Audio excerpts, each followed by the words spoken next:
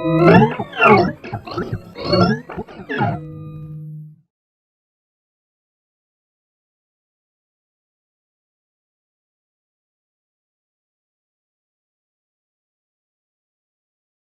afternoon, everyone. Welcome to another episode of Stage. My name is Sofia Lemos. I'm a curator with TBA 21 Academy. And I have the great pleasure to be here in Cordoba, Spain, with Isabel Lewis standing with me. And we're going to talk a little bit about the episode that you have just watched. And if you haven't yet, I warmly invite you to.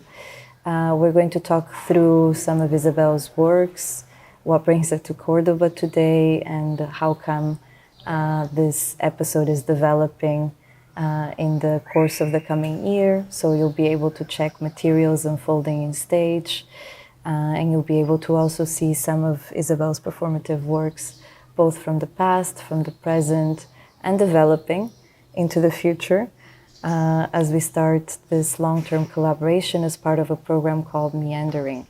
And Meandering is a new life research program from TBA 21 Academy that expands from oceans into rivers, alluvial plains, tidal marshes, etc., and also to the physical and spiritual water elements that connect all life forms.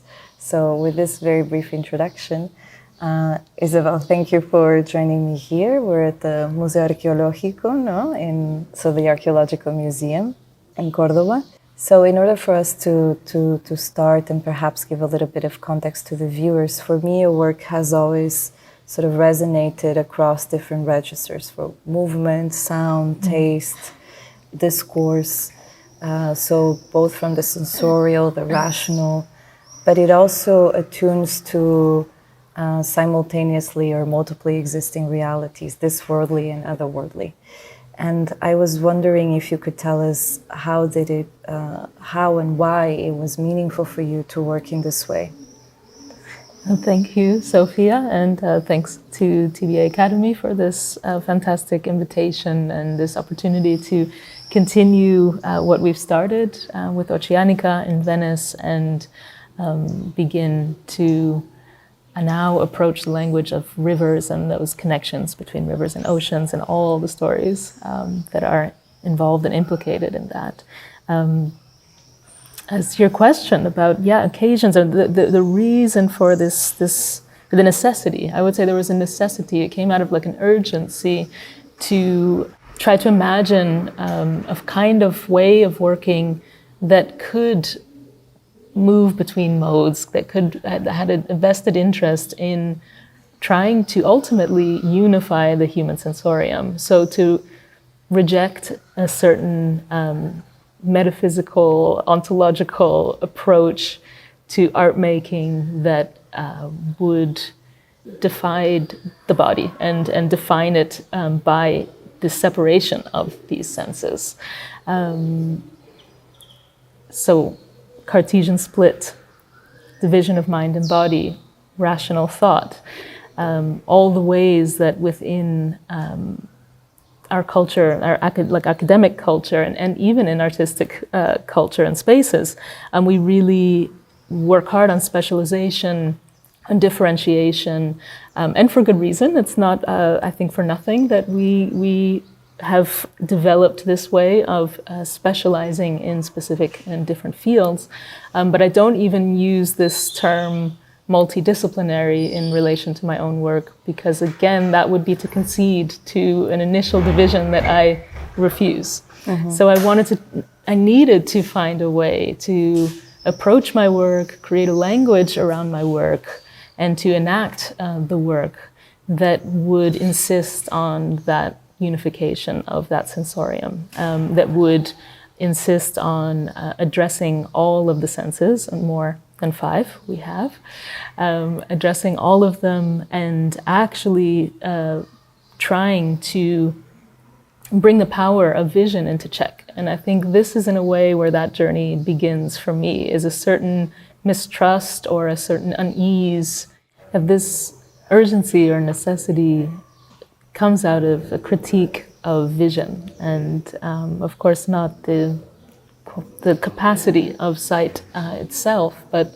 I think the ways that we've been educated to understand vision, that vision can provide an objective, distant form of knowledge that one can, without becoming implicated, attain and acquire knowledge. And that violence inherent in the act of believing that's the case, believing in an invisible, all-powerful subject position that can observe objectively, distantly, discrete objects of observation. And being that my formation is in dance and working on the theater stage, I think at a very early stage in my artistic development, I had the tendency, I was trying to find ways in that choreographic work that was made for the stage to already resist something about that violence, or at least to draw attention to that violence. And in doing so, would try to use the theater in a variety of different ways, changing the position of the public, messing with lighting in a way that would distort or make vision nearly impossible. There were many early experiments in theater where I was very busy with exactly this problem of the violence of vision, and how could I try to work towards a format in my craft, in my field, which is ultimately dance. What kind of operation could I do to this format and to this form to create another potential, to make possible maybe another way of encountering a subject in space. And so that's a very long journey, but to keep it concise, these are the things that bring me towards creating what I now call the hosted occasions, and using the term occasions as a space of sociality, where performance does unfold, where music unfolds, where smells and flavors and architecture and plant life come together. I needed to find a way to name this format. An occasion for me was the correct word to use to remind the guests and the host that we share this space, that we're all agents in this space and all have maybe varying degrees of responsibility and accountability, but nonetheless we share it. And so you've mentioned the hosted occasions, you've mentioned your role as a host and guests. For someone who hasn't seen an occasion, what would they expect to see? What would unfold throughout the duration of that occasion? And in what ways would that spending time together, that getting together, unfold into a state of union? Or point towards, perhaps better said. Hopefully, if you're arriving to an occasion, you've understood that the doors open at a certain time. And you've made a choice to arrive within the duration of those doors being open. So there is no concrete fixed starting time per se. So hopefully you've made your way to this occasion. The doors indeed are open, and sound and smell hit you before anything else, ideally. There's not a situation in where you can observe the situation from a distance. As you cross the threshold into this space, you're immediately immersed, I would say, in sound and smell. Maybe as your eye does become oriented in space, you may notice a number of performers. You may not initially be entirely aware of who is a performer and who is not. There's no costuming in that sense. There's no theatrical costuming. But as you arrive and settle into the occasion, you would start to be able to differentiate and distinguish that some bodies are in different kinds of action than other bodies. And arriving to the occasion is one of the most important parts for me, attending to the positioning of the public in space and how their bodies can be in space. So this normally means a language of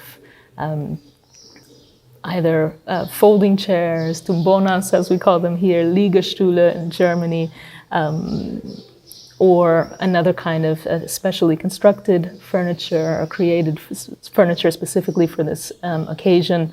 Furniture that basically inform you that this is a space of sociality and that allow you to rest back in some way, or to change your bodily relation from the kind of vertically attentive one into something a bit more at the back of oneself, more towards relaxation.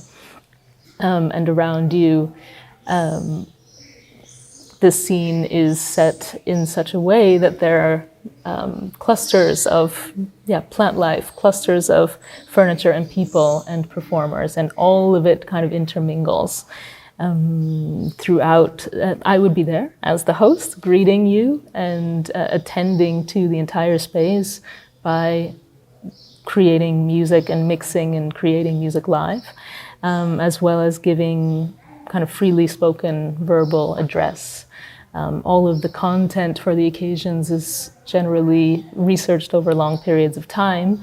And it comes together in a free-form kind of way, in the sense that I know which material or which stories or which songs I want to share, but I essentially DJ them in relation to the way that the situation unfolds live. So this was coming from, again, this past of working in the theater and trying to break away from, for me, what was a kind of the limits of structuring composition and dramaturgy in these sequentially linear ways, trying to actually pull out from performance what for me is its most precious gift, which is its liveness. Mm-hmm. And to tug that out, I found that I needed to think about composition in an entirely new way and kind of go away from the idea of sequential order and script and things that basically you can do in video and film, and try to actually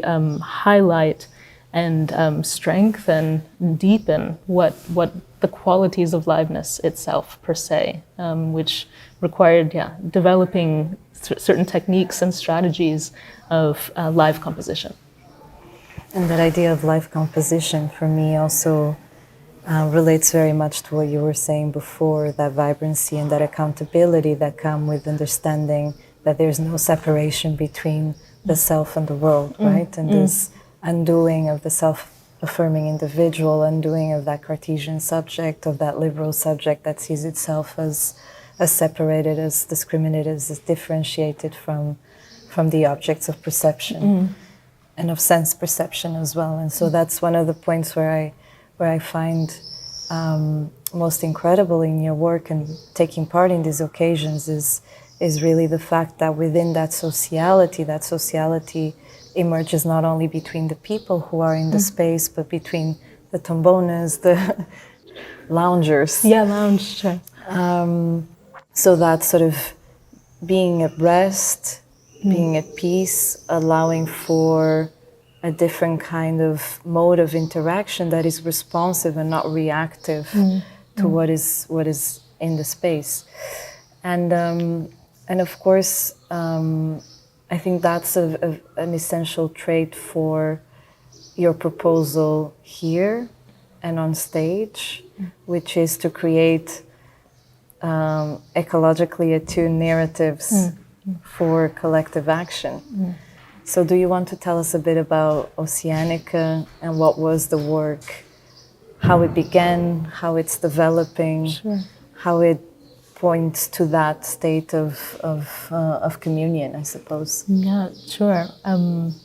It occurs to me to maybe one step back to occasions, just to say, for those who haven't seen it, when I say smell, flavors, what is that and what's that coming from? Just to mention a very long-term and very dear collaboration that I have with Sissel Tolaas, the Norwegian smell researcher, who's taught me so much about sense perception and really enriched my life and my thinking through her practice.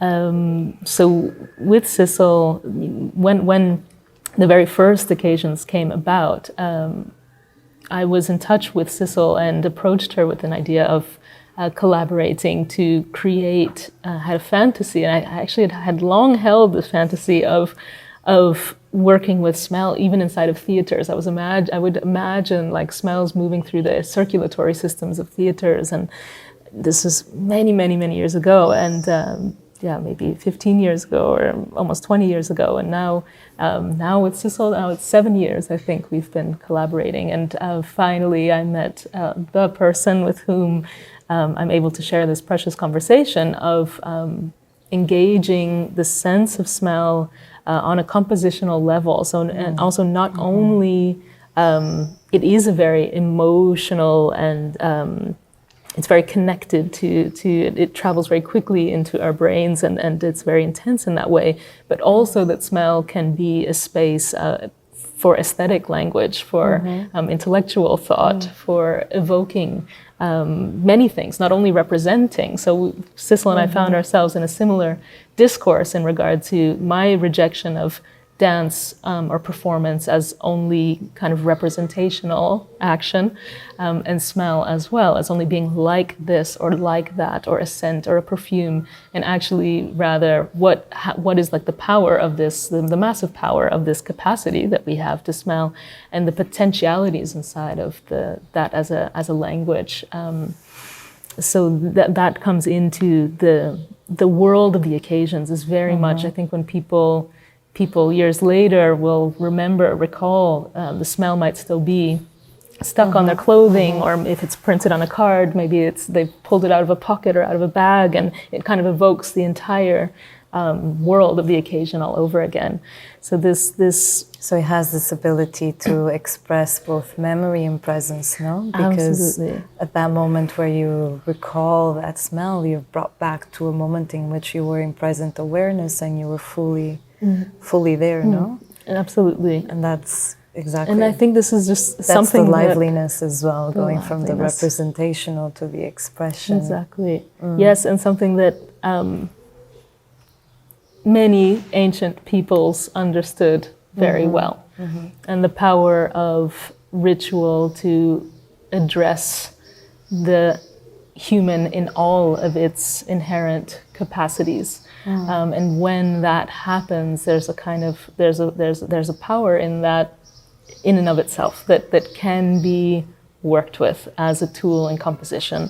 And so in many ways, I think of the occasions as kind of contemporary rituals of sociality, that very much, however, draw upon long histories of ritual and sociality and being inspired by many different cultures and different eras of time, and hosting culture. Every culture has its own hosting culture, and these rituals are always a place that I find to be informative and inspiring and educational, and something I feel like we need more of still today. So of course the occasions lead me, this format, this way of working, and the occasions can and do address different themes, different topics. Let's say the most recent occasions have been busy with the history of love inside of like a Western canon of understanding. That has brought me back into the classics, into conversation with Brooke Holmes, another dear friend and collaborator and scholar of classics and history of medicine and many other things. And this way of using, let's say, live performance and these spaces of sociality and interchange and conversation as well that happen inside of the occasions as active research sites as well, certainly lead me, I think, towards an invitation that came from Chus Martinez to work with TBA Academy and Ocean Space and begin to approach, through my methodological approaches of working with performance, to kind of approach ocean. Which was is a massive thing, and I would say, it's just the beginning of a journey that I think will be lifelong. It's such a vast an incredible thing to even try to approach sensorially, conceptually, the immensity of it. As all of you who work with ocean space, I'm sure you know, we're all in this awe, let's say, wonder. But also there's very, aside from the concrete, this awe and wonder about ocean, there's a lot of concrete issues also to tackle inside of that, ecological issues, social justice issues. So many, we're so, I mean, as humans, we're so completely contingent, and we're wreaking havoc on our ecologies, and there's this desire inside of my work. Part of that methodology is how might we try to cultivate another way of relating to ecology and relating to our surroundings. That's not like ecology in the broadest sense, everything that is inside of our surroundings, living and non-living, human and non-human. And so with that question in mind, I started to try. I thought, okay, an initial step for trying to approach something about the ocean would be to consider our human relation to ocean. For me, I find that movement is often the starting place for, let's say, intellectual adventures that then may come, but movement is something that I could concretely, like, be a way that I could begin to approach. So in looking at the dynamics of ocean, and looking at also ocean life, at looking at the fact that the first vertebrates emerge in the ocean, I think it's 525 million years ago, I believe, and looking at that evolutionary link with these creatures, with these first vertebrates, and getting into these movements of the spine and the way that the spine evolved. It's, to me, once knowing that, it's completely clear to me that the spine must have initially evolved for movement in water, and this way that it has this capacity to be both flexible and stable, and so tracing that evolutionary link and bringing this into movement language that I could share with a cast of performers. So for O.C.E.A.N.I.C.A, we cast 21 local Venice-based or regionally based performers. The format in which we then just chose to work and decided to work was to do a series of kind of open rehearsals in which we would practice tracing this evolutionary link with our ocean-based ancestors, and as well to find a language together that could approach, what would it mean to try to become more oceanic as humans? What kinds of socialities does that require? What kinds of communication does that require? And in doing a variety of different, in a way, exercises that were publicly performed and that were also the public could participate as well, that included movement, vocal work, breathing work, a lot of different kinds of movement games where we needed to be sensitively in touch with one another. We needed to be reading each other on with nonverbal language, with movement, with glances, with feelings, with sounds. And in doing so, I felt that for me that would be my way to approach this idea of the oceanic. How can we actually maybe dissolve the sense of an I as a discrete and separate entity, and try to cultivate a way of being in which I'm inextricably bound and connected and in touch with and receptive and responsive to my surroundings. And so O.C.E.A.N.I.C.A, in a way, was a protocol, a series of exercises and protocols for cultivating that, for working on exactly that.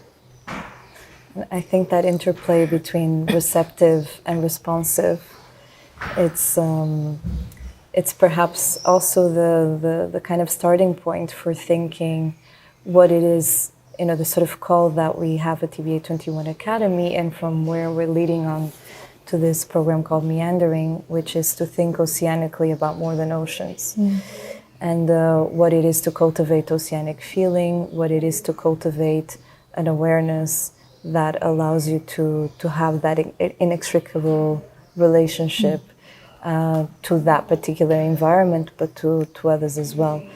And so within that framing, we've invited Isabel to develop O.C.E.A.N.I.C.A from sort of a seaborne movement language towards river speak. And I wonder if you want to speculate a little bit at this stage what that might be like, what that might turn into, also thinking towards a next presentation that we'll have of this process of development of O.C.E.A.N.I.C.A, which will be part of a convening called An Ocean Without Shore. So also only expense and no locality. Amazing. Yes, I think that O.C.E.A.N.I.C.A, the experience of doing and being with O.C.E.A.N.I.C.A and publicly rehearsing these protocols and these methodologies that we developed in our weeks together there in Venice and on the campo as well as in the church. These particular methodologies, I think they have a lot of application in many situations, actually, because it's very much about a protocol for how to be with one another and how to practice one's own agency and not to surrender one's own agency whilst in communication and hopefully communion sometimes with others.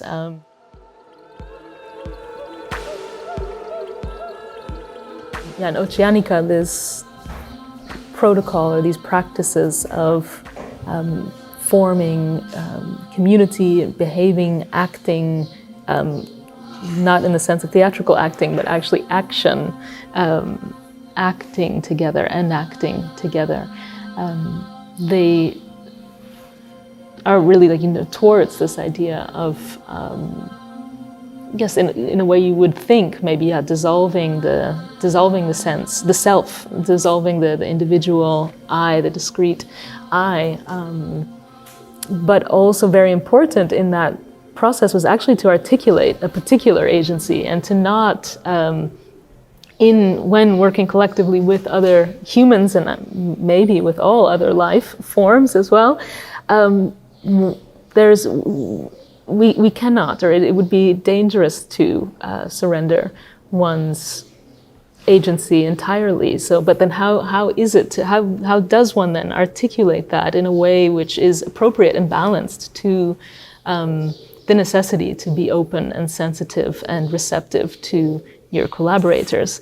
And with O.C.E.A.N.I.C.A, then we really tried to articulate certain rules for ourselves. These rules of the game were very important, like how we would improvise together. And I think these will carry forth into and I'll speak to that in a bit, into how we continue here in Cordoba. But those rules, the first one, everyone is an expert on everything and its opposite. 2, we will be civil, but we will not be polite. This was in a way, the hardest one. We're so polite to one another, but politeness kind of kills this tension, which is life force, actually. You need it. Otherwise, composition is flat and non-lively. 3, anyone can direct the situation. So meaning the individual agency within the collective construction. And number 4, no one is obliged to follow, which is also interestingly one of the hardest rules as well to follow, in the sense that many of us go through certain kinds of education systems that definitely teach us more about obeying commands than about opening ourselves spiritually or intellectually. So this question of being conscious and aware in the moment that maybe you do hear a direction, a command. A knee-jerk no is just as not interesting, just as uninteresting as an automatic yes. So there's this pause, this moment of reflecting on for what reason would I go along with this direction in the movement that's happening now, that's arriving here in the collective, or do I make another choice for myself? And in both instances, you're enacting your agency. You cannot be without it. Like, to surrender it is to kind of be helpless in the face of your own, let's say, your own accountability and responsibility to life, to ecology. So this surrender is something that it requires. It's a longer conversation, but I feel like it requires a kind of structure within which to do so. But responsibility is always there, and accountability is always there. And these kind of rules of the game and the way that creates a certain foundation upon which communication, and then communication as extended into action, movement, singing, vocalizing. These are things that I hope to bring here to Cordoba, and to also work with a local scene of performers and dancers and musicians.